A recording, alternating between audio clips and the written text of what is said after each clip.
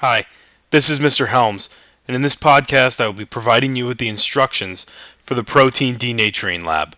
Your responsibility is to take notes of the steps, as you will not be provided with instructions in class, so your ability to complete this lab is contingent on you taking thorough notes and bringing them with you to the next class. As always, we begin our discussion with the scientific method.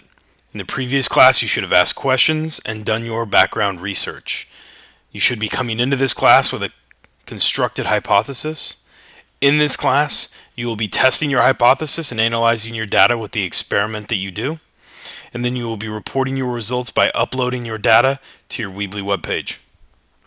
The materials that you will need for this lab: you'll need a Bunsen burner, a ring stand, and a 400 milliliter beaker assembled as shown in this image.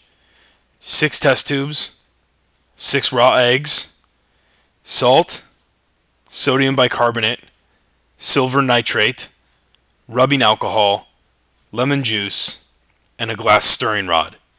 Of note is the silver nitrate. This is a heavy metal, and although it is not considered dangerously toxic, we will still take precautions to avoid skin contact, inhalation, and to absolutely avoid any sort of absorption through mucous membranes or through the mouth. A little bit of background before we begin. Proteins are large molecules made up of small amino acids.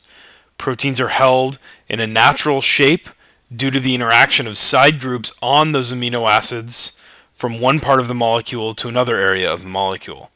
These interactions may be hydrogen bonds, or disulfide bonds. We can denature the proteins by disrupting these hydrogen bonds that are within the structure. When this happens, the overall shape of the protein changes and new properties can be observed. For the most part, when proteins denature, it is a negative experience for that organism. The shape of a protein is associated with food processing properties such as solubility, gel formation, and enzyme activity. In the egg whites, where the albumin will change from clear to white, we will explore how the following denatures the protein that is found in egg whites. We'll use heat, we will use acids and bases, we will use organic compounds, and we will use heavy metals. Let's get to the steps. First, you'll place 300 milliliters of water in a 400 milliliter beaker, placing it on the ring stand and heat to the point in which that water is boiling. During this process, you will label 6 test tubes 1 through 6.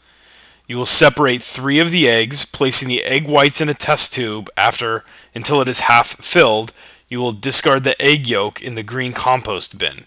And so if you have your test tubes here, and you will have 6 of them. This is number 1, this is number 2, etc. You will separate the eggs, you'll throw away the egg yolks, and you'll pour in the egg whites until half of it is full. And then you'll move on to the next test tube and fill half of it with egg whites. And you'll continue to do this process until all 6 test tubes are half filled with egg whites. Place test tube number 1 in the boiling water and allow it to cook until the eggs turns white. Make sure that you are keeping a time recording while this is going, so you know T0, which is when you place the test tube immediately in the boiling water, and you know TX, or whenever you noticeably see the egg protein turn from clear to white. You are going to add the NaCl, or the salt solution, to test tube number 2, and you're going to stir it. You're not going to be adding it to heat, however. So all you're going to be doing is taking NaCl and adding it to number 2 and stirring it and see if there is a reaction. You're going to take the NaHCO3, the sodium bicarbonate solution, to test tube number 3, and you are going to stir, and you are going to see if there is any sort of reaction in that way. Test tube number 4 is lemon juice. Test tube number 5 is the rubbing alcohol. Test tube number 6 is the silver nitrate.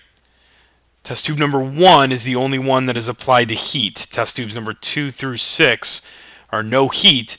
It is simply adding the correct amount of the material, in which I will provide you on the day of the lab, and simply stirring it with those glass stirring rods. You're going to record your observations on the table, which I will give you here. And so you'll simply have your 6 test tubes. You have your added stress from an external environment source, and you'll provide your observations. And so T0, for example, is when you started it. Tx is when you notice the change. Observations of what the change would look like would go here. Test tube number 2, what happened when you added the ionic compound or the NaCl, you'll write your observations here. What about when you added the sodium bicarbonate? They'd go here, etc., etc. Post-lab questions. Which method appeared to have the most dramatic denaturing effect on the egg whites? Why do you think this method had greater effects than the others? And question number 2, of the methods you tested, which would be more likely to be used in the food industry? That's important. You already know enough about the food industry to be able to answer this question based off of what you know.